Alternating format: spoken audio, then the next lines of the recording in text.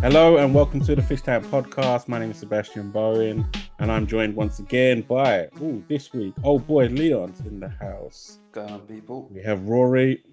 Yo, what's good? And Sheg. What's happening, people? Peace. What's happening?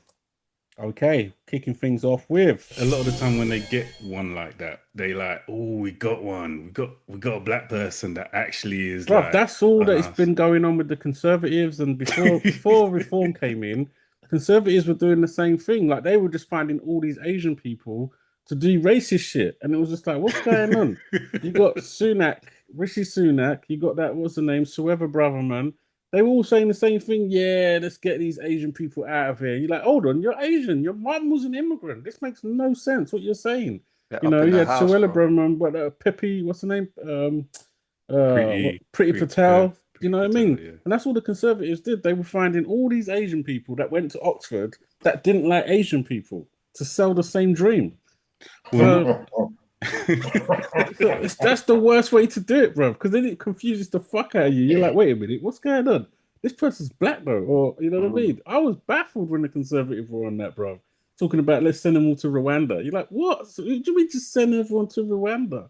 If that plan had went through, bro, that would have been one of the maddest. It's like it softens the blow when it's coming from a person of color. Do you get what I'm saying? But they also know, like Rory was saying, it's a way of head fucking everyone, because you're like, well, is this racism? What's going on? Exactly. It can't be racist because he's Indian. So it's like, what the fuck? That to me was one of the nastiest things ever. Talking about the black conservatives, the American black conservatives. Has any of you heard of Jesse Lee Peterson? Yeah. Have you heard the black guy, the little bald black guy? Yeah, bro. I've watched so much of his videos. What do you think of him, bro? Because I like that guy. It seems like he's trolling, but he ain't. He's not trolling. No, there are people that are genuinely like him. They believe, they 100% believe. What's he saying? Things were better when we were kind of like in that slavery mode. Like, that's just what they think. Oh, that's what he's saying. I think he was saying it was better when black people were segregated from white people. Yeah, but also when white people were in power and control, and because the way he looks at it is like he's coming from a point of black people now are not black people when he was younger. So when he prefers it when black people knew their place, they couldn't go into certain places, they couldn't act and talk the way we are now. There was no hip hop vibe, culture, whatever. It was thank you, ma'am, yes, ma'am, blah, blah. He likes that. He just likes that level of discipline and feels that that's a better way to behave. But what he doesn't understand is what he ignores, shall I say, is that it isn't only black people behaving in that manner. It's all sorts of people behaving in that manner. You could look at tons of white people and say they don't act like how white people used to act. You could look at tons of Chinese people and say the same thing. But it's not just segregated to black people, but he's focused on everybody. Yeah, this is a culture that we're talking about that involves all races. You know what I mean? But you know what? I was listening to a guy called Sarah Garvey. He's from England, and he was talking about black culture, how we champion the side of the gangster, the whore, you know what I mean, the badness. We champion that, and that's what becomes our culture. So therefore, a lot of people outside of our culture won't see the good things that we do as black people, because the majority of the things that is championed is the negative side of things. Yeah, do you get what I'm saying? I would challenge that though and say that. Yeah, because I would say we are paid for that more than anything else. I wouldn't say that we're championing it. But it seems that way because of how from the outside in. That's why I said, because from the outside in, if you're from the outside in, you're looking at black people, all they do is do that. And twerking. Do you get what I'm saying? But the dance twerking comes from a tradition way back. Do you get what I'm saying? It's not the only dance. Yeah. Exactly. Do you get what I'm saying? Yeah. So it's those kind of things where people can look at black people in a negative light and get misconstrued and think black people are about that and that's their culture. Do you get what I'm saying? So I feel like there is a little bit of that, and I feel like sometimes even with black people, if you don't behave in a certain way, you could be classed as a coconut or a person who's acting white just because you don't speak a certain way, or you might not dress a certain way. Do you get what I'm saying? So there is. And I don't know. I mean, for me personally, I've never felt pressured in that way. No. Like I know that some people do, right? But I don't. I personally just be me, like. But I also think it comes down to your experience. Like, for example, all of us have worked from day dot, yeah, and we've been around tons of different types of people. And because of that, like when me and Sheg used to work in the job centre together, right back in the day, I remember the first thing that I used to notice was we there are some people that just cannot understand, right? That there is a way, when I say a way to behave, I'm saying there's a conformed way for everybody. This doesn't just apply to black people. When you step in the office or when you step into an environment where you're either going to be selling yourself or attracting money or trying to essentially sell something, right? Whether it be a brand or whatever, there's a language that's used amongst that world, right? And that doesn't just apply to white people. For some reason in their mind, they've conditioned themselves to think that only white people can fit into that mold. What they don't understand is that same white guy that you see in the office who sounds prim and proper, he don't sound like that on the weekend. He's a football hooligan. Yeah, like he's on the golf course talking all kind of mad shit as well. Like they don't understand that this is just the language of the environment, just coding, of the office or whatever you want to call it. It's you know, but they don't understand that. And I used to say to guys, like, you have to understand that in order to find your way, if you want to seriously work in an office or you want to work anywhere, you know, and I say this to Chai, I say this to my son, is that there's only a certain level of bullshit that people are going to put up with, right? But if I'm an employer, I'm going to need you to tick certain boxes in order to do that. If you step to me and ask me for a job and you don't give me the impression that you're going to be on time for work, you don't give me the impression that you care about the way you present yourself on a daily basis, you don't give me the impression that when you're going to be talking to my customers, you're going to speak in a way that is going to be universal, i.e., everyone is going to understand what you're saying. Okay, you see your friend that comes into the shop and you want to speak slang, go ahead.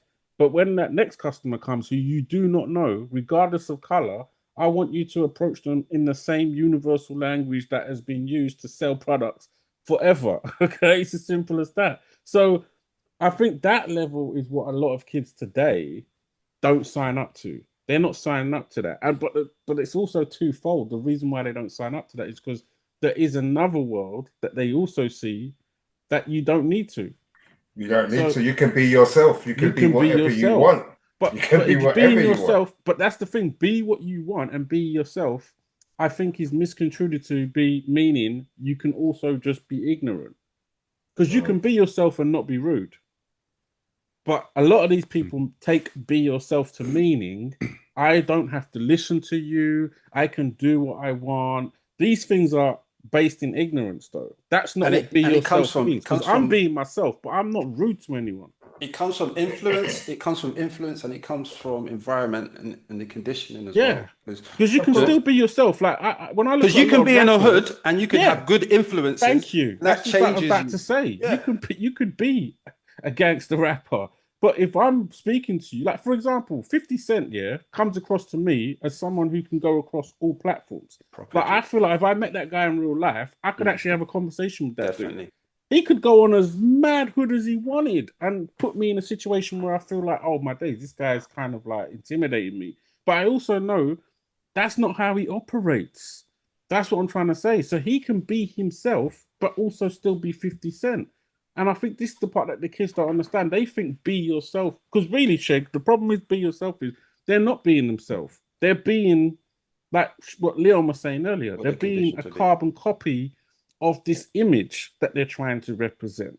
That's not really who they are. You know what I mean? The way I've always looked at it is I try and behave as if my nan is in the room. That's the only way I can kind of sum it up. It's as simple as that. And that doesn't exist no more. There's no frowning upon them no more. There's no more shame. There's certain things I couldn't do growing up with my nan in the room that I would feel comfortable in my own skin doing that in front of her. That's what I'm saying. Bruv, that chat, that talk about, like, okay, you behave as if your nan is in the room. Some of these youths, do you want to see what their nans are? Their nans are under 30. I know. Right. And so they have they're calling their nans by their first name, bro. Yeah, so some of these young people are calling their nans by their first name. I know. And it is. They, a lot of them are being brought up by their nans. I see a lot of that. So it's totally different from even when we were their age. When we were teenagers. When I was a teenager, inner city kid, but whatever I was doing on the street, it was like, if you see an adult, like, you looking, you know what I mean? You've got a bit of respect for that person. You're not going to turn around and thinking that you're going to do them over. Do you know what I mean? That wouldn't enter your mind. You defend yourself, but you wouldn't go and, not my crew. Do you know what I mean? No. It was mad. You're not thinking nowadays, you can bang up a fully grown man when you're like 13, 14 years old. That wasn't even a thought that entered my mind when I was that age. Or trying to, do you know what I mean? Or even attempt to. I'll be honest though, like where I live, like central, I live kind of central, like near Kenton, yeah. And the youths around there, they don't really necessarily, Kenton's like, it's a rough place, but they don't really bother you as much. Like, if you're grown, I'm a grown man, I'm walking around the street, I see them everywhere. There's swarms of them, they're just out on the street doing madness, yeah. I've got bear crackers around me walking down the street like madmen.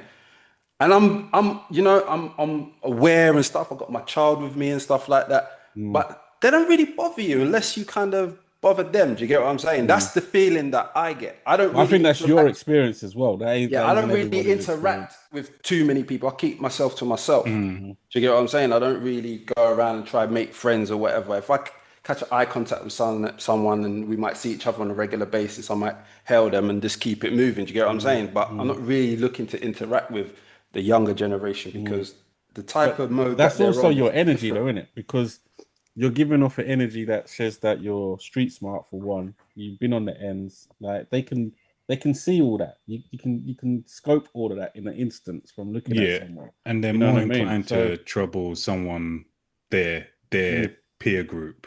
Like if there's about 4 or 5 and they can see one on their own, they're more likely to then trouble the one that looks like they're within their peer group. They're on their gauge. They gauge. That's what they're gauging. Yeah. But to go back to the language aspect of it, I do think there is also a flip side of like when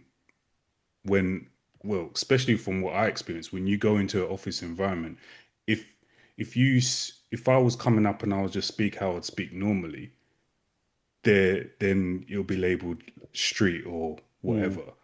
There is still a tolerance to other people that will go into the same office environment, be themselves, and be labeled, he's got the gift of the gab, or he's he's just a bit cheeky or whatever. There is still a different level of tolerance to that person, a cheeky chappy, speaking how they would speak, but also in a 9-to-5 environment.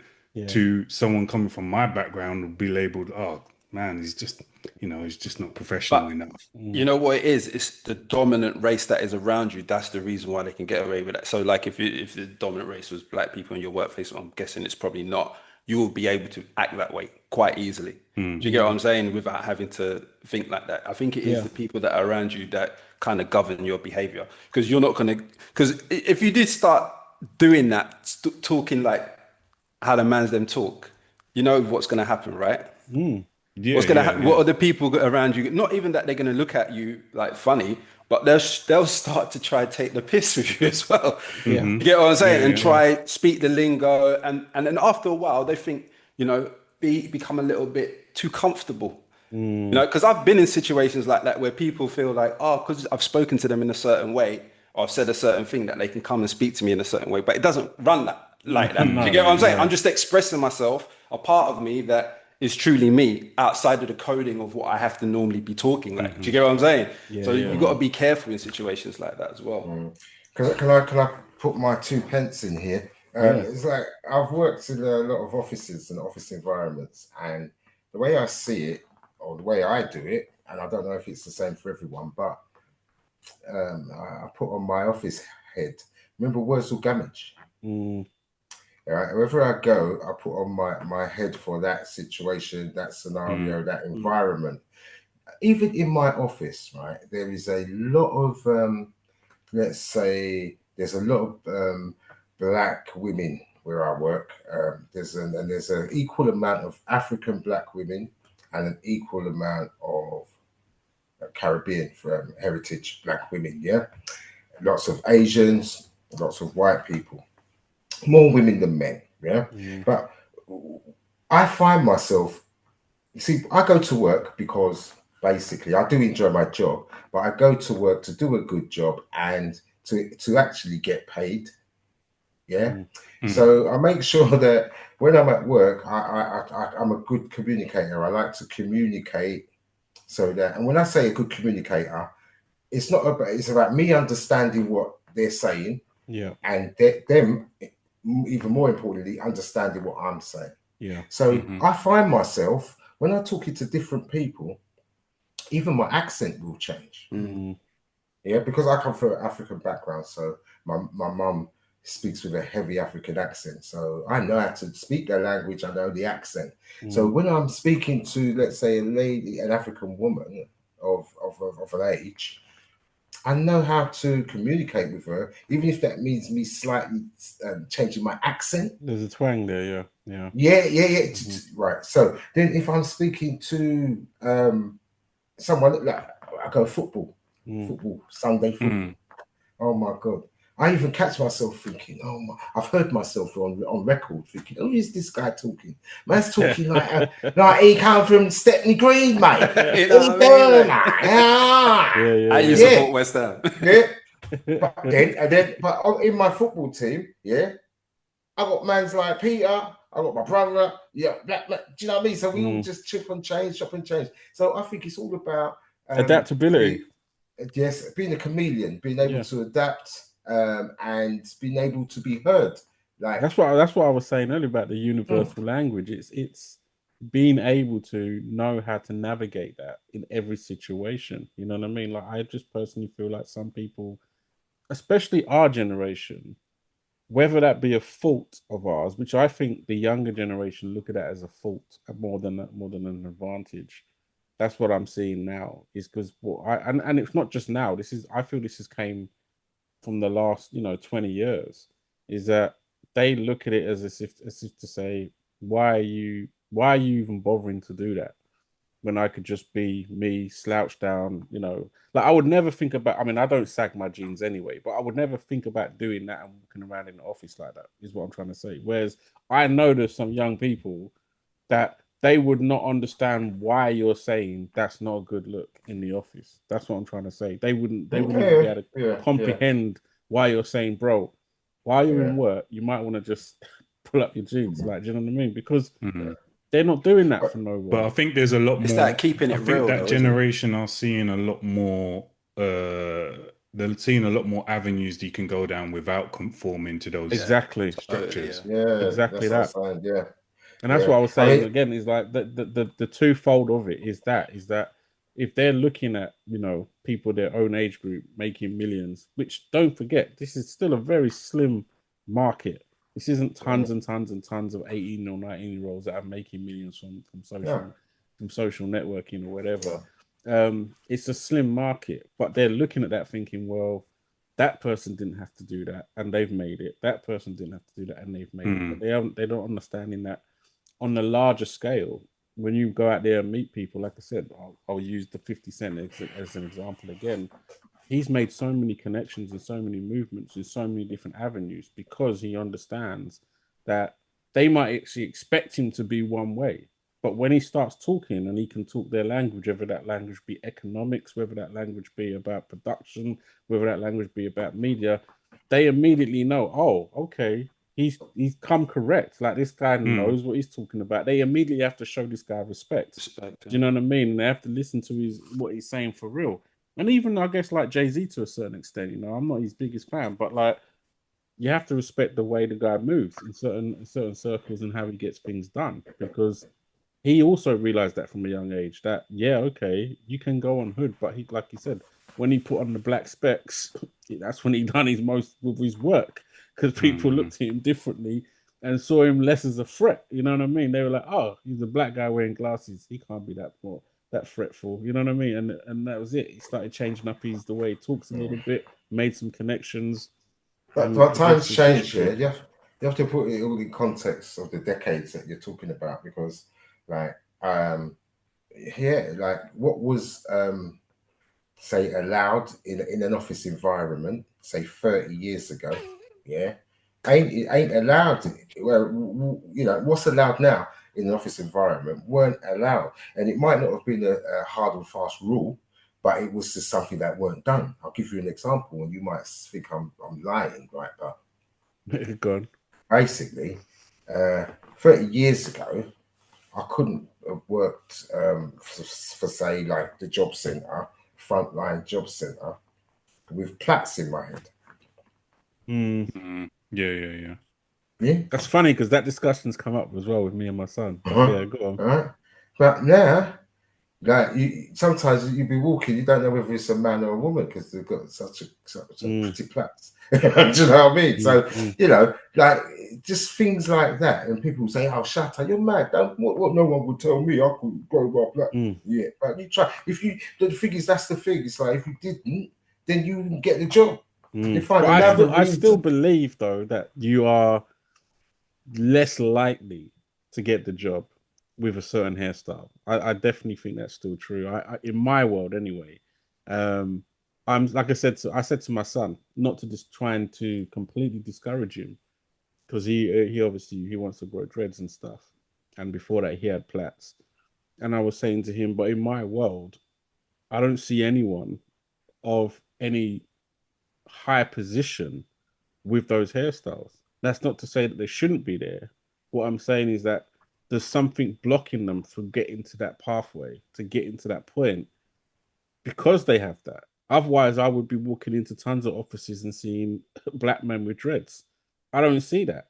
You know what I mean? I don't see that. That's not the norm. So, not to say that he can't have it, just understand that I believe that there's still a stigma against that. Same way there's still a stigma against tattoos in a lot of places. You know, we had this conversation actually in the workplace just about a year ago. And I asked them, in fact, I put a quiz together, funny enough. And one of the questions on the quiz was, would you employ this person? And the guy had tattoos all over his face, right? Like a 6ix9ine kind of look on him.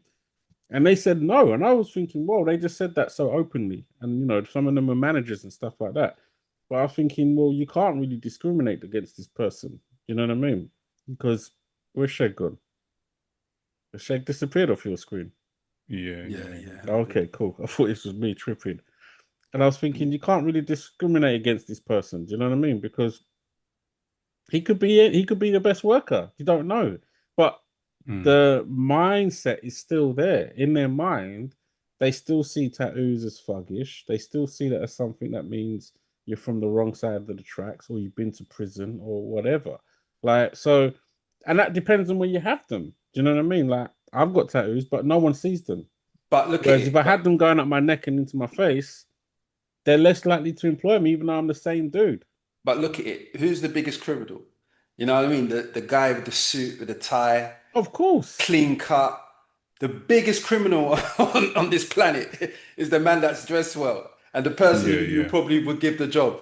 Do you get what I'm saying? So but that's the thing. It's like even the whole interview process, like you've already gone through what they're like professionally. You've gone through their CV, especially in today's day and age where you're applying, then you're doing a video chat, then another video chat before you even meet the person in real life.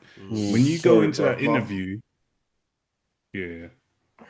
when you go into that interview and then you actually meet that person in real life, they're still looking at you from a point of view of how much are you willing to conform what you are to fit this structure, to fit in this office environment, to fit this building. And that whole process is, okay, well, you look a certain way, I don't think you can do it. Or you look a certain way, you might be able to, or this person is already fit in the mold, let's get him in right now. Like, I think that whole process is literally how much can we take from what you're showing us right now and and basically mold within this environment.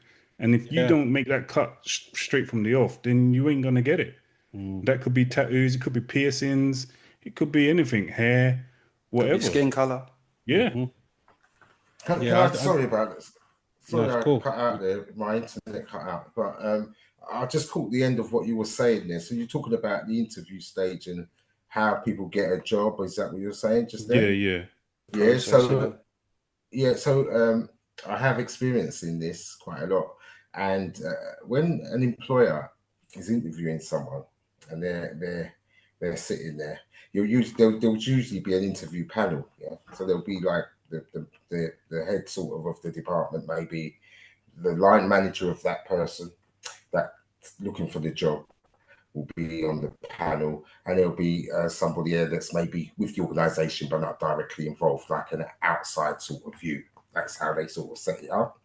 And when they're looking at these candidates, they come through the interviews and they're looking at the person as well.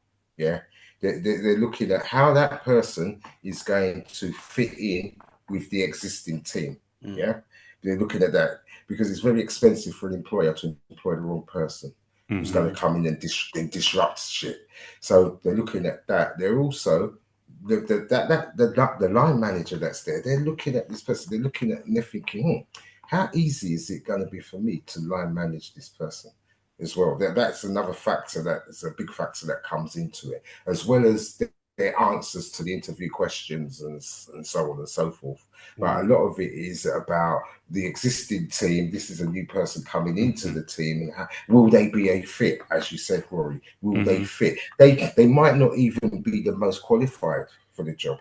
They might not even have the best answers for the job, but their own persona, how they are. That is why they always say when you go in for an interview, you should try to be yourself as much as you can in that situation. Nobody's their self in an interview. Nobody's. No. But you should try to bring some of your personality, let's say. Yeah. But then in the same token, when you're arriving to an interview and you have like, I don't know, dreads or whatever, or you have tattoos or something, or piercings like that, you're subliminally telling that person, I am an individual. So to go what you're saying, Sheg, is like they're looking at that person and thinking, this guy might be too much of an individual to integrate into this team that I'm trying to build here. Yeah, that's right. They'll judge that straight off the bat. Yeah, that's why you see when they talk about these non-discriminatory interviews and stuff like that, I proposed in my workplace the only way that can actually realistically ever be done, where you're genuinely employing, because you forget all these whole exercises where equal opportunities, right? The only way you can really have an equal opportunity situation is if you do the whole thing through Teams, you don't see my face, and I use a voice modulator that changes my voice. That's the only genuine way that I would know that you actually employed me for my skills, not because you needed to tick a box, not because whatever, or this person looked whiter than me. The only way I would know for sure is if everybody sounds exactly the same, our voices are modulated to sound exactly the same on your end. That's all you can hear is one voice for 6 different interviews, and you don't see any of our faces. And you pick it purely on our answers. That's the only way I think personally it's really going to be fair. Other than that, I'm always assuming that there's going to be some bias. There's always going to be something leaning towards one or the other. I've had some terrible interviews, knowing that I could have pissed the job. But then again, I've seen people, as you said, as one of the panel members, let's say, who have had bad interviews, but you could tell that they knew the job. Yeah, they knew. You know what I mean? The worst thing that happens in our organization is they have temps, or they might have someone who's doing the job for well over a year, and now it's come to the point where they have to permanently interview someone for that job, and the person who's been doing the job for well over a year doesn't get the job.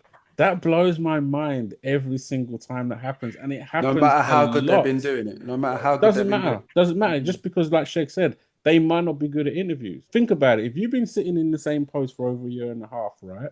But then this other person has gone for 5 or 6 interviews in a row before this interview, didn't get those other 5 jobs, but they've practiced interviews. They've got used to it. So now you're both in the same room. You've done no interviews for a year and a half. They've done tons. And now they've got to the point where they feel comfortable. They know what kind of question you're going to ask. They because you're ready for it. And I experienced that myself when I came back to working in private sector, from private sector to public sector. I experienced that myself when I came back to public sector. I was so out of touch with the way they interview. It took me at least 2 interviews, 3 interviews before I felt comfortable answering questions the way they wanted me to answer questions, because I'd got so used to the private sector where it feels more like a discussion and more about you as a person and your skills and your specialist skills, what you're going to bring to the company, as opposed to hitting these beats. Because in public sector, it's almost like you have to say these key words in order for them to feel comfortable that you are the right person for the job. And if you don't know those keywords and you don't understand the language, that's what goes on. Because I'm doing the same job like that I was doing for private. I'm doing basically the same job. You know, you're pushing paper around, essentially what I always say. You're pushing paper around, looking at numbers, building spreadsheets, writing up documents. That hasn't changed for my whole entire life. So there's nowhere that I should not be able to work in. But yet I could go somewhere tomorrow, they'll ask me a bunch of questions in some weird way, and I won't be able to answer it in a way that satisfies them. It's got nothing to do with what I'm actually going to be doing in the office. What I'm going to be doing in the office is exactly the same as what I was doing in my last job. But they've just asked me some questions that my brain's not trained enough to answer it in the way that they would like to hear it said back to them. And that's all it is, especially in the NHS, 100%. It takes a while before you're like, oh, okay, I know the words they want to hear. I know these other organizations I need to mention in my interview in order for them to know that I'm aware of all these other different organizations. Like, I remember one time, this one girl didn't get the job because the question was something to do with how do you communicate in the office. And she was saying that she would email someone or blah, blah, blah, or she can pick up the phone. This is when we actually still had phones in the office, blah, blah. But because she didn't say she was going to use Microsoft Outlook, they saw that as a negative. She got a cross on that point because she didn't say Microsoft Outlook would be the tool that she would use to actually send the email. And I was like, well, you see, no. Well, do you know what? I'm not going to say too much, but I think sometimes you do have to use some common sense when you're in that position. You know, okay. So she said she sent an email. How else is she going to send it when that was my point? System, that was my argument. I would have marked her as she's past that because she said email. You ain't gonna, what is she going to use? Is my Microsoft Outlook? Their argument against what I said that was my argument. Their argument against that was she could be using a personal email account and not the office's Outlook. That's crazy. And I said, well, then all bets are off. After that, I was like, I don't want to interview anymore because that's crazy. But that was their point, and then it'll be a breach of GDPR. You see, so that's the way they looked at it. Even though I knew it was nonsense, they just wanted to employ this other person, and they had to find some reason to downscore this person. And that was the reason that they gave. She didn't say she was going to use Microsoft Outlook. I was like, come on. I mean, how else is she going to communicate? We use email, we talk, and we're on the phone. Like, come on. Yeah, that's crazy. That's how crazy it can get, though. That's how they can split hairs when it really gets down to it. Yeah. I think you're frozen. Definitely frozen. Are you alive, bro? It's like you're touching your pulse. Me? Yeah, you're just holding your pulse. Like, am I alive? You're frozen, bro. You're frozen out in the worst pose ever. I'm a friend. It could be worse. Hold on. Do you know what, right? My fucking internet. My internet, right? It came out. Am I back now? No, bro. No. Yeah, now you are. Oh, there you go. Well, now you're taking another pose. You're frozen in that one. Your internet's dead tonight. Who are you with, man? Yeah, who you with? Community fiber, bro. Who's your internet service provider? Who's your provider? Now. Yeah, you're back. Talk.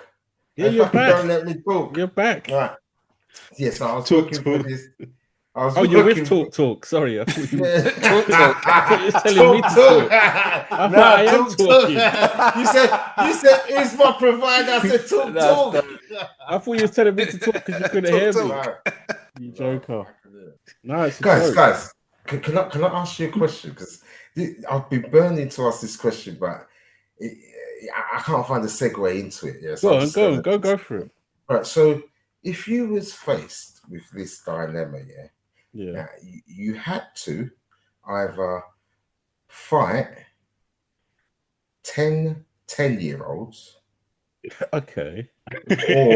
Or I wasn't seeing this wherever you were going with that, but yeah, go on. Would you rather fight 80-year-olds? 80-year-olds? Yeah, or 10-year-olds in this day and age. When you say would I rather, what do you mean? No, if you had to. You had a choice, yeah. So okay, you're in the gladiator ring, yeah. You're in the gladiators ring, yeah. And they say they're going to bring in 10-year-olds to come and do battle with you to the death. Yeah. Or they're going to just bring 10-year-olds. Just 10 of them. Okay. I'll take all of them. Or 80-year-olds. How many 80-year-olds? 50-80-year-olds. 50-80-year-olds. Are any of them armed? No. All they've got, I don't know. I think they got their teeth they can bite, but old people ain't got no teeth. So there's that to consider. And they're mad fragile. Yeah. If they're 80-year-olds, I could probably so bag are up the kids. 50-80-year-olds. The kids are fragile as well, bro. 10-year-olds. No. 10-year-olds are not that fragile.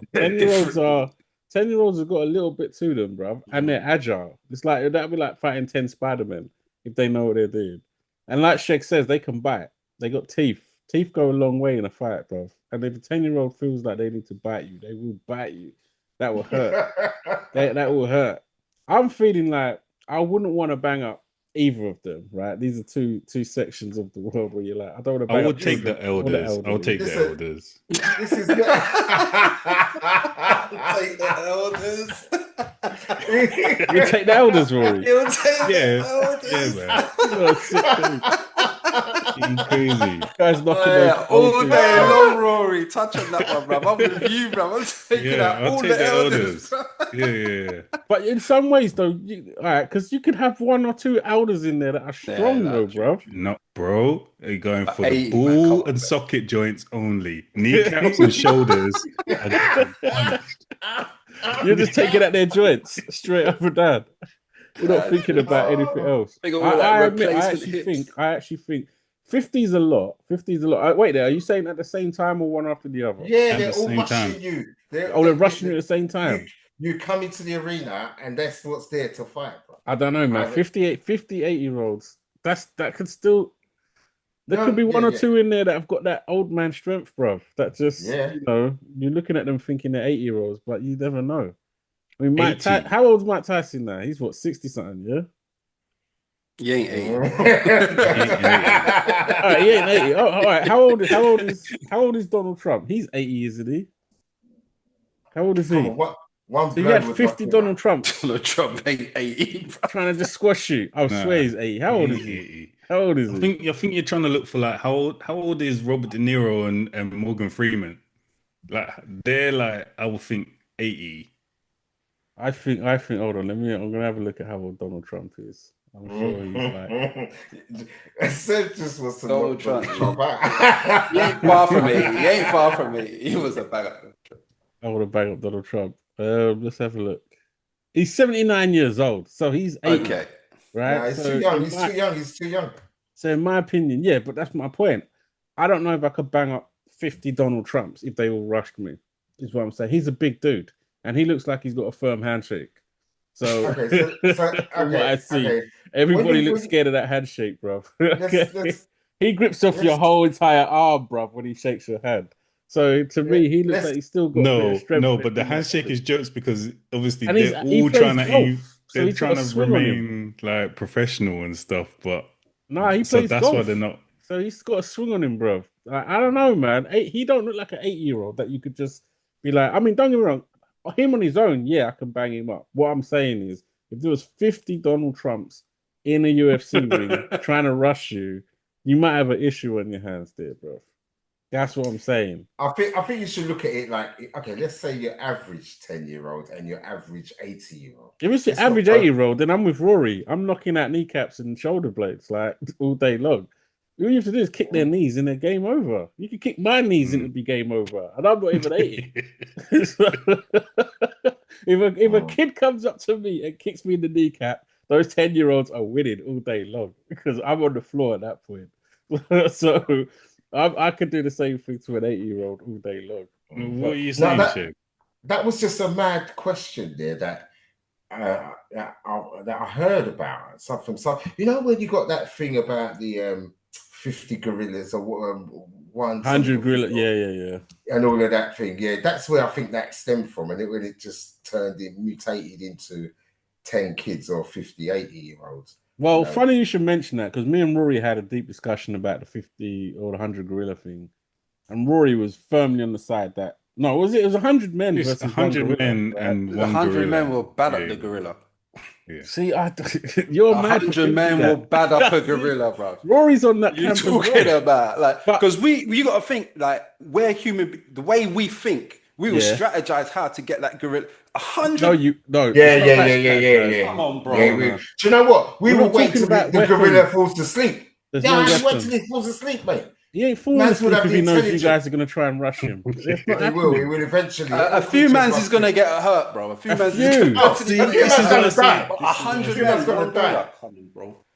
Dude, I don't think you're understanding, right? First of all, even if 20 men get totally destroyed, you got to be a stupid or brave person to be the next 20, right? Gorilla ain't King Kong, bro. Allow it, man. Are you mad? Have you not seen what gorillas seriously? I don't even think that's even possible, bro. We need to look into this because I swear 100 men have looked into it. It went over the whole summer. What are you on about? There were so many videos on this thing. I'm just saying, I personally don't think there's a point where we get the upper hand. I just don't think it's going to happen because I think as many times as you try and rush when they blind him, because the man's we've got him. See, this is what I said. They're going for like vitals, mate. You know that there's certain mans that know how to paralyze certain things by just touching them, all this Tai Chi and all of that. And then one man to blind his right eye, one man to blind his left eye, one man to cover his big nose, one man to cover his big mouth. Come on, man. And there's some brothers out there that are wedge, bro. Come on, man. Everyone's different, bro. You can't just 100 different men, bro. Come on, none of them are gonna be like frail brothers. You know what I mean? They're gonna be. Do you get what I'm saying? Like, think about it, man. 100 brothers versus one gorilla. That gorilla is not lasting, bro. I think stamina-wise, I think stamina would play a big part. Don't get me wrong, but the strategy would have to be so sick. I think the part that you guys are misunderstanding is, I don't think you're gonna find the first 20 men that are going to be willing to have their jaw taken off. That's the problem. And they know that their jaw's coming off. Like, the first guy that approaches this gorilla is getting his whole entire face smacked clean off his head. His whole face is coming off. In every battle, there's sacrifices. And when the second guy sees that happening, when the second guy sees that first guy no longer has a face, bro, he's not charging that dude. I'm telling you. So hold on. What about the gorilla? What do you think the gorilla's going to think when he sees 100 men? Let's say they're all dressed like Braveheart as well, with shouting and and they're rushing this. The gorilla's going to turn around and chick, bro, in fear. He's going to catch fear, bro. And 100 men. That's a lot of men, you know, bro. It's a lot of men, bro. Nah, all right. I feel like you couldn't even get 100 men on a double-decker bus, man, in London. They only take like 82 to 90.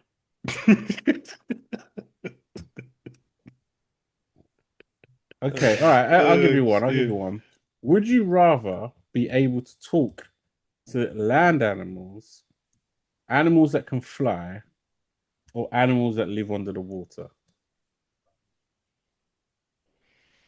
I'm on land, bro. I'm not on. You know what I mean? Like Thames is down the road. Thames is down the road, but I'm on land the majority of the time. I'm going to be conversing with animals on land, bro. Constantly. I see more land animals than birds and like fish. I see more birds in my day than I see land animals. How many land animals? Oh, I thought you meant birds. Okay, sorry, my bad. Nah, but it's land animals, birds, or fish or aquatic animals. Well, land animals like cats, squirrels, dogs, horses. Yeah, and I see more birds than I see dogs and horses. I don't know where you live, but there ain't no horses around there. I've got bare pictures near me actually. And foxes. There's pure foxes. So you want to talk to foxes? Do you remember them stories from when you're a kid, bro? You don't. But listen. I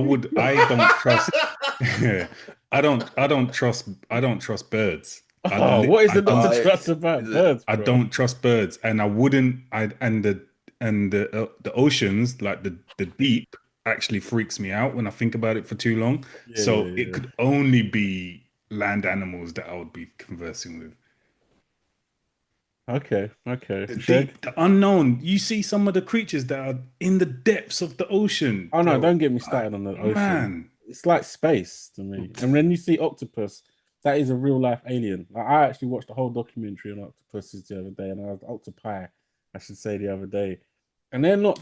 That's not a normal species of animal on this planet. These things can literally become anything that they touch. It's just proper shape-shifting stuff. Like, oh wait, is that the one on Disney? Is that the where they change color and yes, yes, oh, bro, literally this thing just landed on a rock and I could no longer see it. Yeah, like, I'm looking at it on my HD TV and I'm like, wait, where did the octopi go? This is some crazy business. And then because the guy got near it with his camera, the thing just moved to some other surface and became that. And I was like, nah. Because if I was in the water and it did that in front of me, I'm dead. I'm dead. Get me out of here. Did you hear that about that guy? Where was it? Was it in Peru or one of these countries? He saw a meteor come out of the sky, and it fell quite close to where he was. So he went and looked, and he found a silver rock. Oh, with that black stuff on it that looked like Venom. Yeah, I don't know if that was true. I saw a video of that, but bro, it looks kind of. Yeah, I wasn't sure, but I hope it ain't true. I'm the same. I saw it. I was actually going to send it to you guys, but I thought, you know what, you guys are going to think I'm proper mad if I forward it. This is fact. No, I'm not even lying. And then he put it in a safe. Tell them. No, he put it on a plate. No. He went past that, bruv. I didn't see the latest video. So he put it on a plate, and then eventually he puts it inside a safe. In a safe, yeah. Right, hold on. Seb, start from the beginning, because not everybody knows this. Well, I didn't know that first part. Like, all I know is that he found some space rock, and then he finds this little thing on the space rock, and he decides to just keep it as a rock at first. Then after that, he puts that on a plate. Then it grows. It comes in with a glass. This thing literally, covered it with a glass thing. This thing literally looks like Venom from Marvel. Yeah, it's even moving like that. It's going on like coming out of the rock, you know. Yeah, it's growing out of the rock. He puts it in a safe, and then after he puts it in a safe, they go back and open the safe, and this thing has now grown to like the size of the safe, taking over the whole thing. Yeah. That was the last video I saw, and I thought, I could forward this to the guys, and I thought, where is this in South America, Peru? I don't know where it was actually. Was it in Peru, Sheg? I think it was something that I don't know. Come to my mind, Peru, but I know it's not US. I know it's not here. It's somewhere out there. Yeah. So I swear down, someone would have taken that already, man. Like from the US government, they would have been in their time ago. Nah, man, I'm not believing that, bro. This is some AI business, bro. They would be in there. Like, you can't have that on like social media and that's not been watched and someone not going in there and taking whatever that thing is. That can't just be roaming around like that. No, you can't just have that in his house. There's no way he's just got that in his yard. No way. When I first saw it, I thought, why did you take it to your house? I mean, that's the last place I'll take it. And then he's touching it with his bare hands. His brother hadn't even got gloves on, you know. And he got a leaf, a plant, and he put the plant on it, and the thing burnt a hole through the plant, or killed the plant.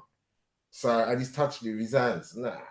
I must admit, when I first saw it, I didn't even know what I was looking at. I was kind of like, what is this? Send that, Seb, actually. I haven't seen it. If I see it again, I mean, I came across it on my feed. If I find it again, I'll send you a link to it. But it was proper mad. I'll see if I can put a picture up of it as well. But yeah, these kind of things though. But you can't. The problem with now, yeah, it's got to the point where when I'm doing doom scrolling, I'm just going through my phone. I have What do you call it? It's called doom scrolling now, isn't it? Where you're just scrolling endlessly. On your I am phone. out of the loop. Yeah, that's Doom scrolling. That doom sounds scrolling. That's what it is. You're just endlessly scrolling, isn't it? okay. Looking for that next, what they call it, endorphin. Endorphin. Yeah. But yeah, that's where I come across some of these things. What with mine, because my algorithm is so, I suppose, so mixed. I got to the point, and plus, because I've got 3 different YouTube accounts as well, and different multiple Facebook accounts because of podcasts here and podcasts there, and each one is slightly different from the other. Like I can go onto my other YouTube accounts and get shown a whole load of different content that's got nothing to do with my main. I've got my main YouTube page, but I've got 2 others. And it's just so interesting the stuff that they throw in my face that I'm just like, okay, never heard of this before, never seen this before. And I wouldn't have seen it if I wasn't on this account. Do you know what I mean? So but that algorithm stuff, the more you kind of think about it, like when you like deep what you're being shown and when and you know, like say you don't go on a certain app for like a week and then it just starts spamming you notifications like you've never had before, just to kind of reel you back in. And then when you log back in, it's just, oh, check this out, check this out, check this out. And they're just literally just trying to line you up, clip after clip. The more you like kind of think about all that kind of stuff, it's like proper freaky, man. Like who, like the mind, the computer mind, or the mind that created that to then use that tool to kind of numb people and keep them locked in to whoever's going to pay, because someone's paying for that as well, aren't they? And it's weird because all the people that kind of work, well, not all the people, but I've seen a few people on different podcasts that used to work for Facebook that left because of the reason that they realized, like, they basically created a new world that they genuinely now hate. Like, and they got to a point where they realized that what they were creating, they were saying is way more powerful than cocaine. And it's like only when they got to that level where they realized that people cannot get off their phones, people cannot just switch this off. They realize that they've injected something in the world that can never be taken back now. It's like, you know, it's out there.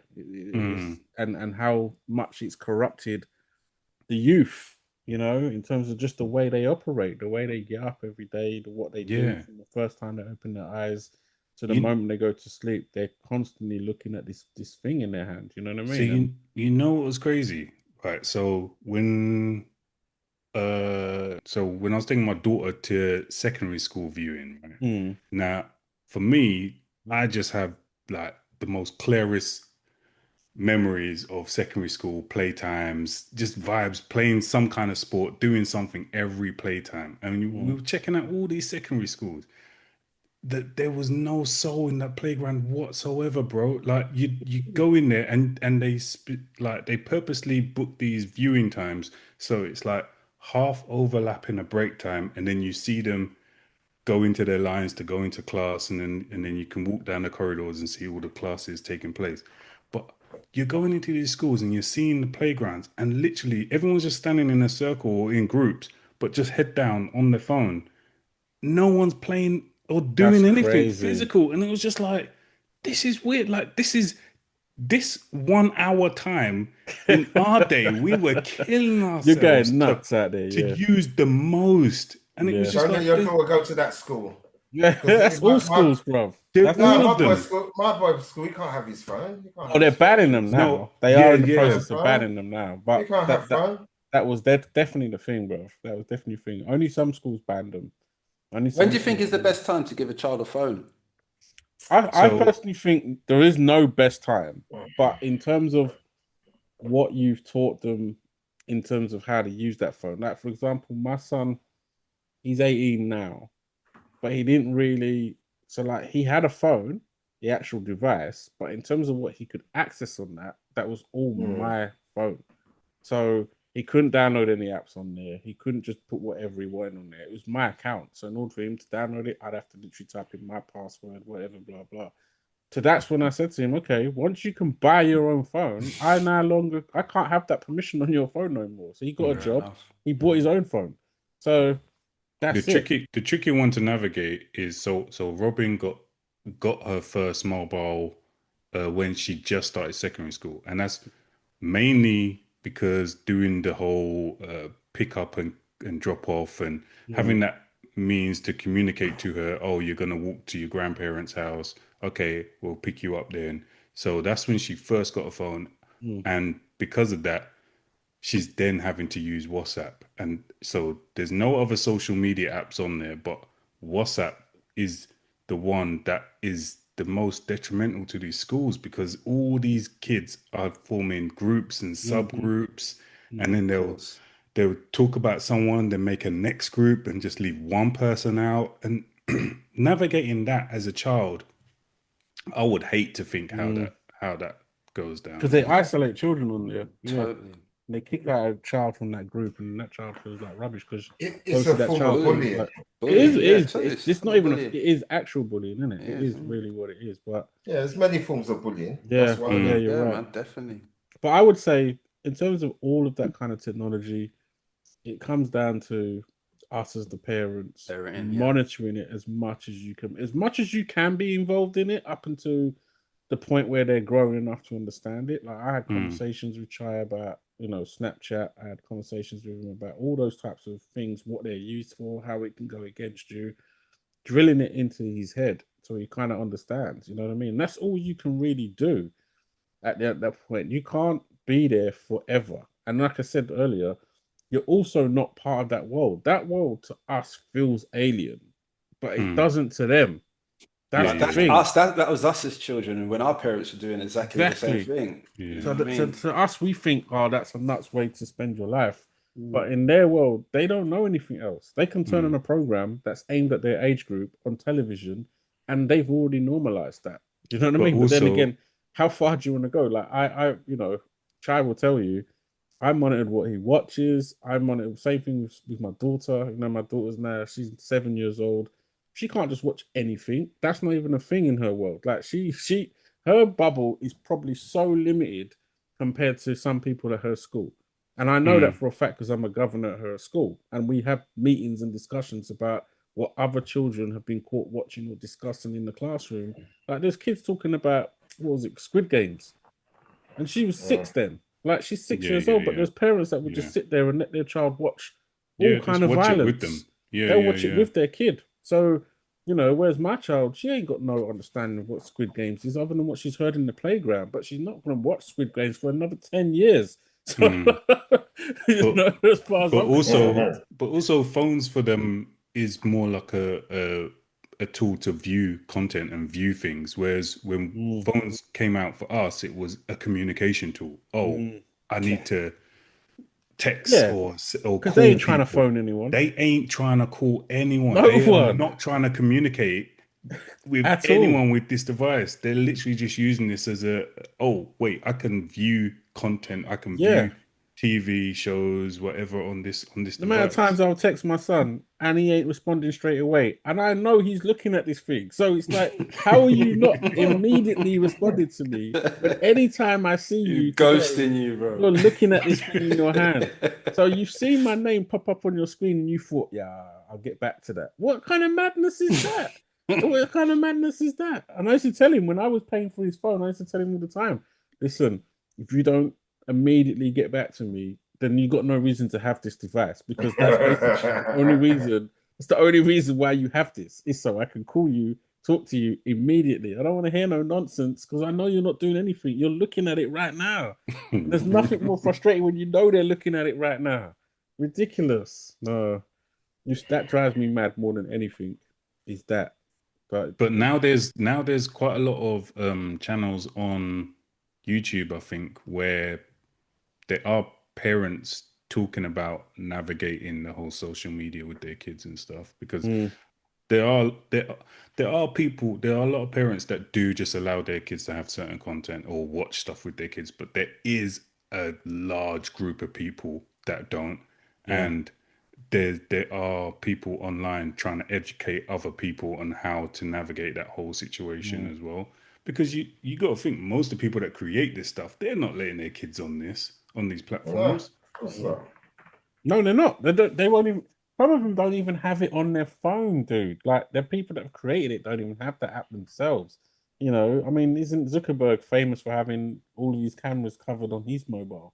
So, you know, it's crazy how they've unleashed this on the world, but at the same time, they wouldn't have it in their own homes. But yeah, no, the social, I think with that one, who asked the question? Was it you or Leon or Sheg? But I think it's purely just down to monitoring and making sure that you're there as long as you can be in the picture with them and understanding what they're watching all the time. Like I said to someone the other day that my kids have never, Chai has now because he's 18, but growing up, he never saw once a music video being played in my house. Never.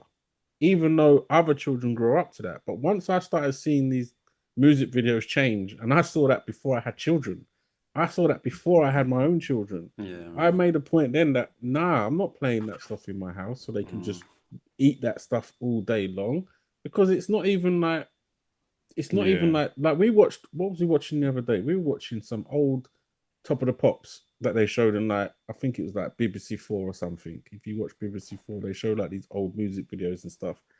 These old music videos, they're nothing like what we've got today. Nothing. It's tame. They're actually dancing. They're not just trying to dancing and singing. Yeah, they're not just simulating sex on the stage. They're literally dancing. They look like they're having fun. You know what I mean? Almost looks like exercise what they're doing compared to what's going on now, where it's just literally look at my fanny from the back. Like, it's just got to that point where it's just crazy now. True though. That's what they're doing now. It's just constant, bro. Constant. I wouldn't know. I don't watch them. Yeah. You can't. I swear, I don't listen to that. There's nothing that you can't see. That, and then I think when was it? A few years back when. Listen, bro. What was that one that Nicki Minaj and that other one did a few years back? Was it Wet Ass? The Wet Ass Uzi. That was crazy to me that was even a song. Like that. Who was the other person? Nicki Minaj and who? I can't remember now. Who was it? Wasn't Cardi B? Was it? No, it was. Yeah, it was Cardi and Megan Thee Stallion. Oh yeah. No, wait. Was it Cardi and Megan Thee Stallion? It was. It wasn't Nicki Minaj. It wasn't Nicki Minaj. No.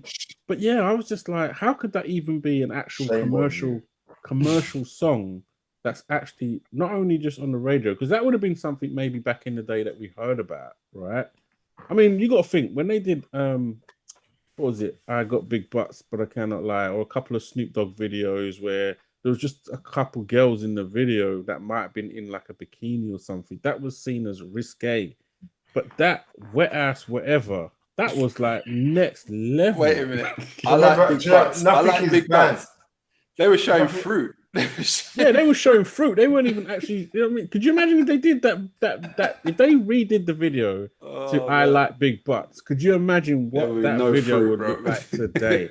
It would not even be taken in, because that video was almost comedy as well, wasn't it? Yeah, it was. Yeah. Whereas now it wouldn't be that. It would just be twerking all over with madness, bro. Like you would see. Do you know the difference? The difference between now and back in the days. Back in the day, yeah, certain things were banned.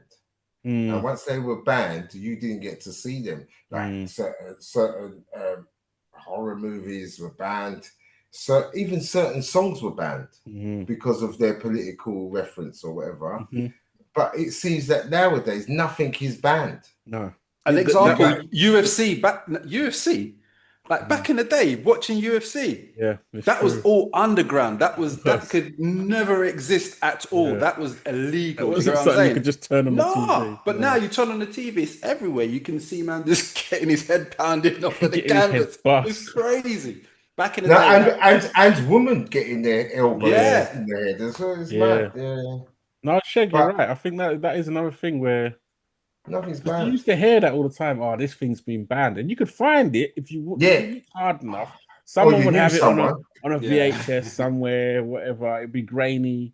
You know, you'd have to be squinting your eyes to see what's going on. But you could find it if you wanted to, but you had to look hard. Whereas now, You don't have to look. What was the name for those videos back in the day? They were called, is it snuff videos, where you could No. Snuff video is something completely different. That's watching someone get murdered. Yeah, that kind of stuff you see now though. You can still see that. Oh, you mean like now? Yeah, you can go on. Yeah, like back in the day, someone get their head snuff video. off. Yeah, that was the thing. Oh, have you seen that video? Now you just turn on whatever and it's in front of your face. You say terrorist. Charlie Kirk. That was when I saw that video. When I saw that video, bro, like at first I was like, "Where's the blood? I can't see no blood." And I saw the blood pouring out, bro. I was like, the things that were going through my head. First and foremost, I didn't really know who the guy was, to be fair. But my first thing was, bro, that's someone's son. That's someone's father. That do you know what I mean? It's someone's husband. You know what I mean? He's just been killed. And then when I found out what he was killed for, I was like, okay, fair enough. I understand. But at the same time, that's still a human life. And there's people online celebrating his death, bro. Dancing about it, yeah. Which is mad to me. I don't agree with the majority of the things that the guy said.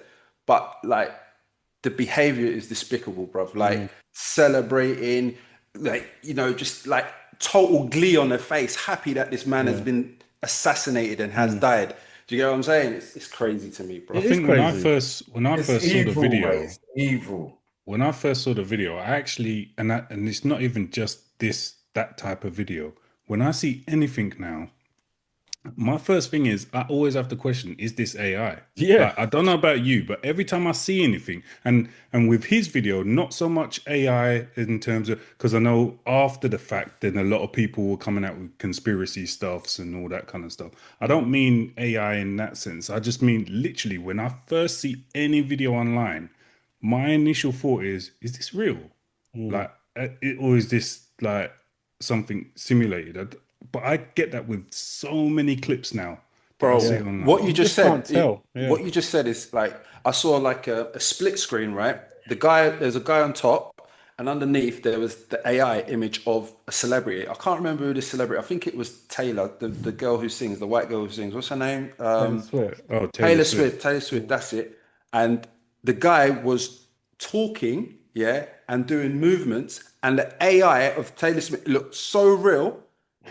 I thought, right, wait a minute. I was baffled. I was baffled at first. And I was like, and then he said, you got to be careful because you don't know who's actually conveying these messages to you. And he's showing you how powerful AI is. So what Rory said is true, bro. You don't know what you're watching half of the time, if it's real or not. Do you know what I mean? Or if it's artificial intelligence. And it's going to get worse in the next couple of years because we've just got to the point now where people have got access to it and they're using it, you know, and like, I mean, there was someone showed a video the other day, something that you can do with the new Google Gemini, and it looks crazy. Like what Leon's saying, you can now do that fake. You can make a whole entire video as somebody else, seeing, speaking. No one's gonna know the difference. You're gonna have serious experts analyze this for someone to say that ain't real. But the thing is, once this starts happening to normal people, because at the moment, right, what we're seeing is, you know, this stuff done with celebrities and blah, blah, blah, blah.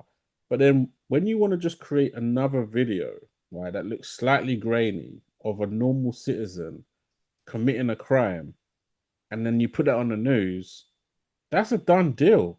Because that normal citizen's not going to be able to convince the world that that's AI. Everyone's going to go, nah, you're not a celebrity. Why would it be AI? Like, that's when it switches around. You know what I mean? Yeah. And so that's, for me, kind of pushing this on a little bit. But the whole ID tags that's being spoken about now in the government, right? My whole fear with it, or like the kind of thing that always gets me is, if AI is so advanced and they do something like that, like you can have a crime committed by someone and that guy could just be a regular Joe on the street, but someone's molded his identity using AI, and now to the point where literally everyone's believing that this person's committed that crime, and they say, okay, we'll take your ID tag away and you're no longer a citizen here, blah, blah, blah. And you can't access anything. You can't access money. You can't access food. You can't do nothing. Who would be policing and controlling that world? Because but when you got government files being hacked, like NHS systems getting getting hacked and crashing and all this kind of stuff. All this information, I don't trust with one whoever's in power ruling the country at the time to say, okay, you can have all my access to everything in life. Do you know what AI could bring that down for me. Do you know what I thought about with the ID thing? And when I was listening to it, I was like, "Bro, this sounds familiar. I swear I saw a film with Wesley Snipes and Sylvester Stallone, wasn't it called Demolition Man? Demolition Man. I swear they had some kind of ID and they had like an underworld. People who live in the underworld because they couldn't live within society because they couldn't be members of society anymore. I thought that was kind of the gist. They built a world over the other world in that film. Yeah. And with the ID thing, that's what it kind of sounds like to me, because the way you said it, if you ain't got an ID, you ain't getting no work. You're not going to eat. That's what I heard. Which sounds crazy. I didn't even hear you're not going to work. What I heard was you're not going to eat. And that's what happens in Demolition Man. They're eating rats. Remember, they had to eat rat burgers, bro, underground, while everyone else is eating Taco Bell at the top. Like that's what it was, bro. It was a madness, bro. That's what I heard when he said you ain't gonna work. I heard you ain't gonna eat, and I was like, wait, what did he just say?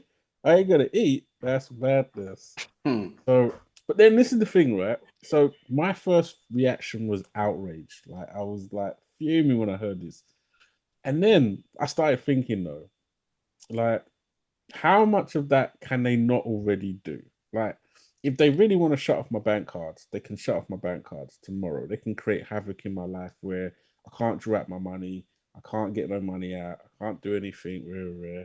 I can't access any public services. A lot of that stuff already they can do because they conditioned it towards us already. This is what I'm saying. So having it all on one card, yeah, it feels way more unsafe because you feel like it's been centralized now onto one card. But in terms of the lack of privacy and the access that they have to my data, a lot of that is already there. Your mobile phone is basically your ID card. Yeah, pretty much. If they get into your phone, which they can access all of that information already. You know, majority of people in the world do all their banking through their phones. They pay for things with their phone. You're traveling, you might use GPS on your phone. Like, there's not much already. And I think even Elon Musk said this years ago, that he was like, you know, you're just essentially tethered to that thing already. Like, you're holding on to it. Once they create a situation where you just have that in your brain, then you're no longer tethered to it. We've created a situation where now you're just holding on to the thing. You're holding on to it. But at some point, you won't have to actually hold on to it anymore. It will just be in you. You know what I mean? And that's what one of his companies is actually working on. They've been working on that for years. But this ID thing, going back to the ID thing. Yeah, go on, Sheg. I mean, So my take on it is that the idea of it has been put into social conscious long time ago. Remember when they were talking about ID cards? They should have an ID card. And then you had the two arguments. Well, if you've got nothing to hide, why wouldn't you have one? Yeah. Now the next step is. But the answer to that is, I've got some shit to hide. Yeah,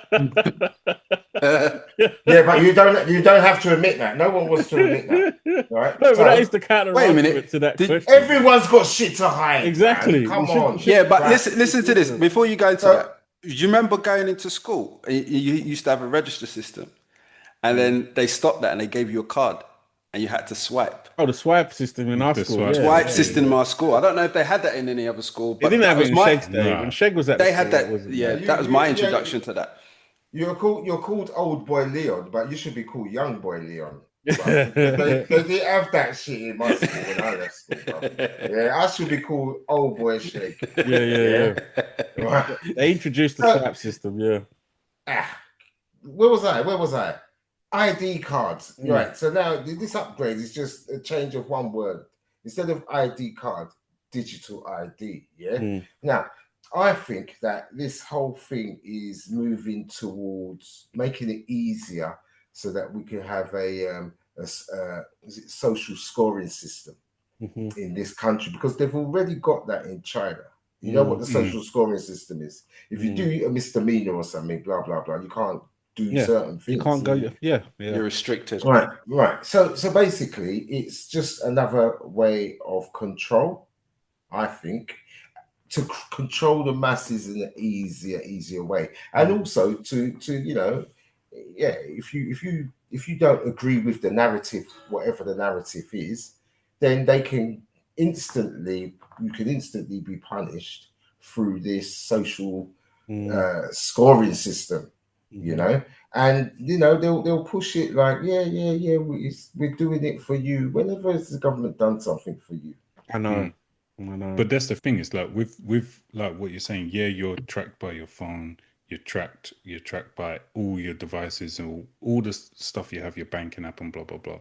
But at the moment, you have the option to not use the phone. Definitely. To not use it or go with a different bank if that bank subscribes to opt in to whatever. But to have all that information in one central location, you're not cool with that. Only spells trouble, bro. Like if I said, okay, now I'm gonna collect all the data of every kid in a such and such radius, and I'm gonna hold this, me one. I know there's gonna be so many people be like, well, like you said, what makes you qualified to hold that information? Like you said, Rory, about just last week, these nutters are hacked nursery schools and all of that. Like the week before, they hacked the Heathrow Airport. Came to a standstill. Right. So what makes you think they're not going to hack this? Exactly. We all know if I was a hacker. Come on, if I was a hacker, that would be my priority number one. Yeah, I'm going to be the first to hack. And we know the government chooses the weakest systems that they can do. This thing would just be on some old laptop sitting in a room. They don't give a damn about talking about the system, whatever system they're going to use, there's a company that they're going to have to buy this system from. Yeah, of course. Yeah. Now, guess who owns the company that they're already going to set up to do this with? Who owns it? Go on. I mean, is this a real thing? You're saying now? Yeah, this is a real thing. I heard this on. I did a bit of research and I heard this on the internet, so it might not be true. It could have been AI, but it was Mr. Tony Blair's son. I thought you was going to say Mr. Blobby then for some reason. I thought this was a joke. The way you went to say Mr. Son. I was going to say Mr. Blair. I was going to say Mr. Blair, Mr. Blair's son. I thought he was taking a piss. Just in case you didn't know. Tony Blair's son. Who they're about to make the ambassador of like the Middle East or something. Tony Blair. They want him to be like one of them. That's a joke. That's an inside joke because he's a war criminal. He's a peace man. Look at Iraq, man. Apparently. War of taking the piss, man. Weapons of mass destruction, lying blood. Anyway. No, but what I was going to say though, the coincidence that how they're talking about how this is going to stop immigration. It ain't going to stop immigration for one, because like I said to you before. The guy who's delivering my food is not the woman on my phone who says they're delivering it. So that ain't going to change at all. That guy's still going to be coming to my house, still going to be delivering my food, still getting paid every week and whatever. But also, it kind of shows you now why they've been letting the boats hit the shores. Because obviously they needed to get to a point where you now want to, you want to usher this in. Because you're like, oh, we've created this massive problem that people are like, we hate these people coming in. We hate these people coming in. And then he delivers this speech saying, well, we can solve this problem for you, but you got to get this digital ID card. Like, it's like, well, hold on a minute. That doesn't even solve the problem at all. But the fact that you're even saying that to me makes it sound too suspicious for me. But do you know what it sounds like? Majority of people are against it. They got a petition. Of course they are. Do you know why? Do you know why? Listen, bruv, listen. Do you know why he said that? Thinking that you lot are idiots and you're just going to say, yeah, because of 2019, 2020, COVID, that was a test. Yeah. To see how dumb and gullible people would do and what people would do and what people would take. Stay in your yard. They all stayed in their yard. Put on that mask. They all put on that mask. Go and jab and go and get your kid. Jab and jab. They all went and jab. So they thought, this lot are fucking idiots, mate. So yeah, I don't blame him for coming now and saying, yeah, we'll stop all the immigrants because we'll get ID card digital. Yeah, there's many people that will go and rush and queue up to do that. And you know what he said as well? He said one very important word before he said digital ID card. He said, and this is where he's taking a piss. He said, free. Free digital ID card. Like he's doing you a fucking favour, blood. Yeah, it's free. No, we'll pay for it for you to get the digital ID card because you're a mug. Yeah, because you are a mug. Yeah, go on. If you are a mug, he's mugging you off, mate. Come on. If you can't. And then going back to my old conspiracy days, because I haven't turned some of those pages in a while, but like, they used to always talk about that though, the mark of the beast, didn't it? The chip being introduced. That essentially this is the last stage. Once we accept this final kind of like mass chip that you'll be hearing trumpets next. yeah. Then you're hearing the 7 trumpets in the background, and it's game over. But I just thought of that though. As soon as they announced it, I was like, but it's interesting because I want to. Now's the time to really do the research into the other countries that have already adopted this system to see what what civil rights they've lost due to it, how they feel, if they feel any type of oppression because of it. Like that would actually be the genuine research, as opposed to the fear-based research, which is what we're assuming, what we're thinking. We have to start. I've seen some good China. Talking about China, I've seen all the cases I've seen have all been negative, and the things like a woman couldn't buy something from the mall, from the supermarket, the mall or something, because she was a visitor or whatever. She had her cousin had put the credit card on, but because her cousin wasn't with her, she couldn't buy stuff. So it makes other things complicated as well. It's a way of controlling what you can buy, and what you can spend your money on. The money that I saw one work for. I did see one clip, which again, I'll be honest and say I didn't do 100 research to see how much truth was in this. But this was months ago. This wasn't even recently. But they were saying, I think it was China as well, where they were trying to control what you ate as well. So in other words, you couldn't have like steak every day.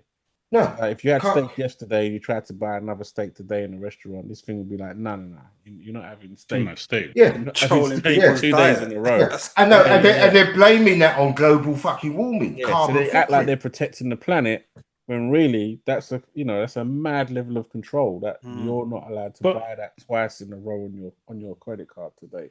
But even if you don't go that far, right? Like in this country, we have a massive problem with homelessness. If they were to link something like this into your NHS and you have a homeless person who can't subscribe, well, a lot of them don't want to subscribe to anything, right?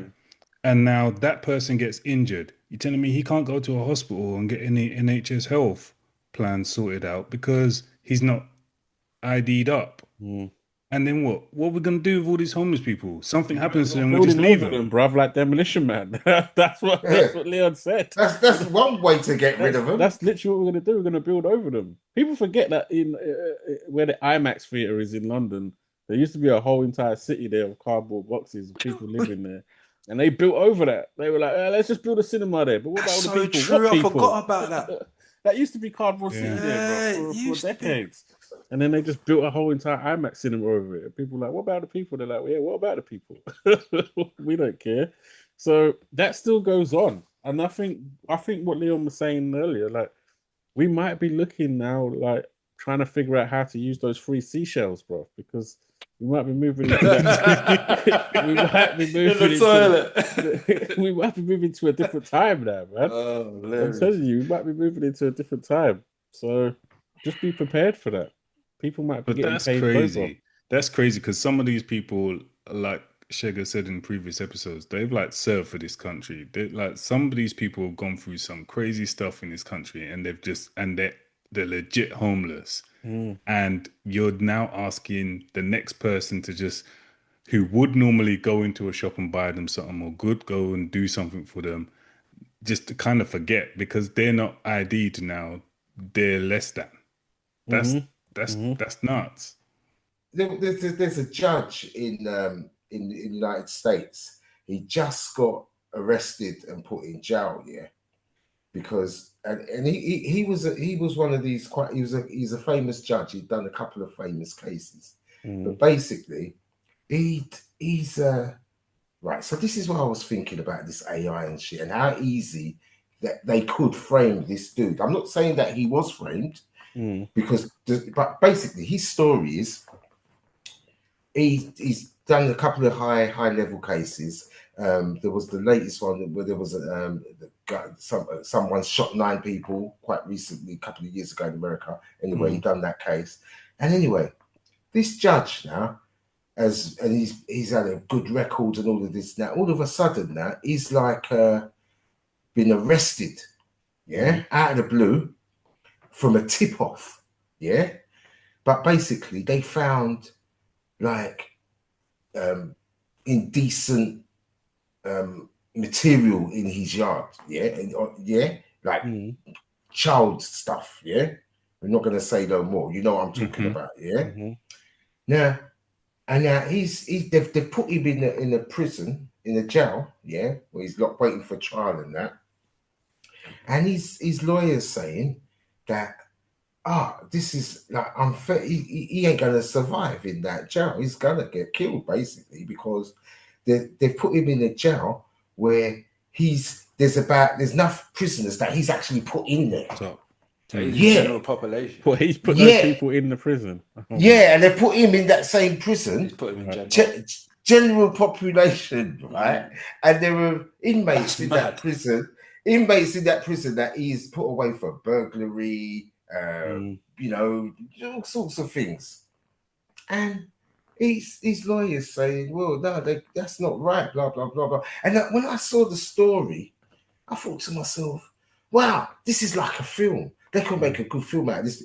But in the film... they could make a good film out of it. In the film, the judge has to be innocent and he was set up. The way, do you know what I mean? Not saying that that's the case, but I'm thinking to myself, well, fucking hell. It could be. Who would know? Who would know? The line wasn't there similar? Wasn't Tango and Cash two officers framed and put in general prison with everyone they locked up? You mean the old movie Tango and Cash? Tango and Cash, Sylvester Stallone. Who's the other? Old school, man. That was man. Good science and that's a good one. Yeah. And the thing is, that's what they say. They always portray what they can do or they're going to do in the movies. Like, do you know, going back to that Charlie... Snake Eyes. Hold on. Is there an echo in here? Yeah, I was just about to say that. Snake Eyes. Have you heard about that? Yeah, the clip that I shared with you guys. Yeah. Oh, sorry, I didn't see that. But wait, what's that? What's that clip? I missed. You'd have to watch the clip on WhatsApp. But basically, there's some serious comparisons with the film Snake Eyes and Charlie Kirk's murder. But really, boys, when I say serious comparisons, it's kind of hard to like disagree with this. When you Seb, we do know on this panel, we do know, right, that these people tell their stories through all sorts of medium. Do you get what I'm saying? Look at that. Remember The Simpsons, where you had Donald Trump as the president? Simpsons thing is kind of nuts, you know. Yeah, the Simpsons thing is crazy. And it's in films, it's in everything, bro. And if you don't, and then you go back, even like Back to the Future. You see Back to the Future too. Yeah, there's certain things when the people that are standing around the ball, whatever, and you see that in reality as well. It's like, what? So they're telling you the future through their stories. Do you get what I'm saying? It's crazy, man. It's absolutely nuts. I was gonna say then that it kind of alludes to whether time travel is a real thing in it, because that's well, it's true though. That's the only. You're in a simulation. You're in a simulation. Like that's the only proof. I mean, the Simpsons thing to me is wild. It's crazy. Every time I see one of these new Simpson things, it's just like there's no way you could have predicted that. Like there's no way you could that accurately predicted that without knowing something about the future. There's just no way, because the Donald Trump one coming down the escalator is straight bonkers. Crazy. Right. So hold on a minute. Don't get too carried away with the Simpson thing. Yeah. My thing on the Simpson thing is, right, if you look at how many episodes of the Simpsons that they have. Oh, here we go. You're frozen. Where's he gone? See, they needed to shut him up. Yes. They're like, Matt Groening said, nah, bro. Sheg was just about to let the cat out of the bag, literally. And they're like, they said we got Simpson movie 2 coming on the way. Don't try. Let's lock this dude down. He's about to reveal some secrets right now. He's frozen. What's going on? Why is he always frozen? I know. Awkward positions. What's he doing? Love it, dude. He's got a good. But yeah, no, the Simpsons one are mad though. I've seen a few of them now where I'm like, okay. Bro, the fact that they're drawn, like, it takes so long to produce a Simpson episode, so they're drawn like way back, and then they air. So by the time they're drawn and they air, it's not even relevant, but they're still busting joke about it because everyone still knows about it and can get the references. But then when the thing happens in the future, you're just like, come on. I want to hear what Sheg, you back. Yeah, go on, Sheg. What's your theory? Sorry, bro. So, yeah. Oh no, hold on. We can't hear you. Hold on. Some of it's gonna stick. Yeah. These guys. What's going on? Can you hear me? Just about. You come through. It's my internet. It's fucking. I had to go back onto my hotspot. So if you throw enough mud at the wall, some of it's gonna stick. Yeah. Now these guys are creative writers for this show. Yeah, and they've hundreds of thousands of ideas that they've put out there, and shows that have gone out there. Some of it is gonna stick because they're thinking of the future. They're thinking of things, aren't they? So that's where I am with the Simpsons. Yeah, but you wouldn't be exactly dressed the same and everything looks identical. Bro. Yeah, like idea. There's a but he always wears the same clothes, doesn't he? For example, he doesn't change. He wears the red tie. Yeah. No, but for example, there's two different ones. He's got a blue tie and a red tie, and they're both different people, by the way. Just so you know. But you're a joker. But we'll come back to that in a minute. No, but for example, when you draw something, right, and you have options for different perspective, different angles and stuff like that. If like the way they're drawing it, the angle's the same. The people in the background match the same colors as well. Like that's the part that's the whole scene just matches. It's like it's been staged to look like that. It's like you've not seen some of these things, Sheg. I'll have to send you. I know. I'll send you a clip, right, where they'll show you all the ones that the Simpsons got right. And when they say got right, bro, we're not saying like they're predicting there'll be a black president one day, and they predicted that in the 90s, and then later on we had a black president called Obama, bro. They're predicting the actual scene. So when you put them both next to each other, they look identical, meaning it's movements, how he does exactly the movement of the character. It's crazy. People in the background are the exact same colors, and the way they're sitting and what they're wearing, all of it is exactly the same, bro. Like it's not just this isn't a coincidence. This is like when you see them, you're gonna go, nah, there's no way. There's no way. Like you need to speak to someone to find out how are they doing this. Like they must have some sort of crystal ball. Time traveling. It don't make no sense. I mean, there's people that say Matt Groening's got a time traveling machine because that's the only way. That's the only thing that actually makes sense. That's the only thing that makes sense because you're basically using the 1,000 monkey concept, which is if you have 1,000, which I don't believe in. Type in all at the same time. Eventually, they'll just create the works of Shakespeare. That's not what this is. That's what I'm saying. When you see these clips, you're going to be like, "Shut up! There's no way. There's no way they drew that in like let's say 20 years ago and it looks identical to the real thing that just happened yesterday, scene for scene, same colors, same thing that the guy's wearing, everything so could it be a case of a mass sort of life creating art. Is that what they call it? Life imitating art. But do you know what? I was thinking it must be staged for that, but it's like Seb said, the details within it, like when you see it together, like Sheg, it is side by side. It is mind blowing because it can't be. There's no all these people in the back can't be actors. They can't be. There's no way. Do you get what I'm saying? It's not staged. It must be. It must be that the Simpsons, whoever's doing it, like Seb said, time travel, whatever the case may be, or either they're in on it. They must be in on it. Do you get what I'm saying? Whatever that is. Do you get what I'm saying? Or it's just part of the simulation. Like whatever these people create over here somehow simulates into the world for real. Like I have no idea how that works, but there has to be something more than just some guys decided to draw this because they thought it'd be funny and then it turned out to be real. I'm not buying that. I'm not buying that because there's too many of them as well. This is mind-boggling because when I'm thinking of this now, I'm trying to work in how I could work in the Mandela effect as well. So now, so there could be Simpson shows, that we watch or have watched or gonna watch in the future that might be predicting a future, but not this timeline's future. Does that make sense? Yeah, I get you. Yeah. So it could be a mixed match. Maybe. Yeah. Okay. No, I get what you're saying. And there's people now, dude, that literally they just go through Simpson episodes because once this became a thing, there's people that this is their full-time hobby. It's just going through Simpson episodes and seeing how does that pair up?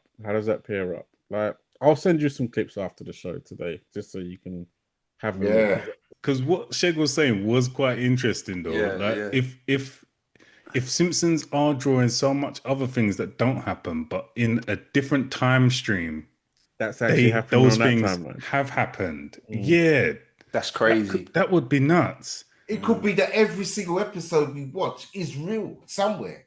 Yeah, definitely. That's a scary thought. That is a scary That's thought. dope. I love that.